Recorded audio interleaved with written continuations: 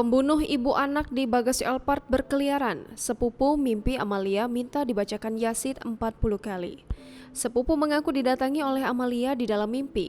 Disebutkan Amalia meminta dibacakan Yasin sebanyak 40 kali. Hal tersebut seperti kode agar pelaku cepat tertangkap. 13 hari berlalu, kasus pembunuhan ibu dan anak di Subang masih menjadi misteri. Hingga kini, Senin 30 Agustus 2021, polisi belum juga menetapkan tersangka di kasus pembunuhan Tuti Suartini dan Amalia Mustika Ratu. Sosok pelaku pembunuhan pun hingga kini masih misterius.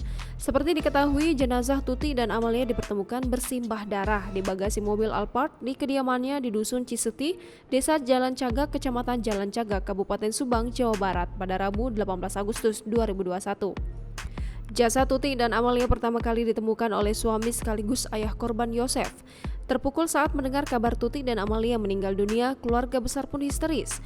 Namun kini usia 13 hari berlalu, keluarga mendiang Tuti terlihat sudah bisa mengikhlaskan kepergian dua sosok tercintanya. Meski begitu, keluarga hingga kini masih menunggu polisi mengungkap siapa dalang di balik kasus pembunuhan Tuti dan Amalia.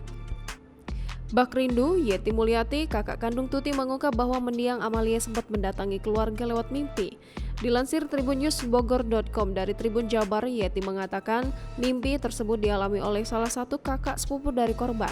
Di mimpi sang kakak sepupu tersebut, Amalia meminta untuk keluarganya terus membacakan doa Yasin selama 40 kali. Hal tersebut seolah jadi pesan Amalia untuk keluarganya agar senantiasa mendoakan arwahnya dan sang ibu Tuti. Mendengar mimpi tersebut, Yeti pun bergegas mengabulkannya.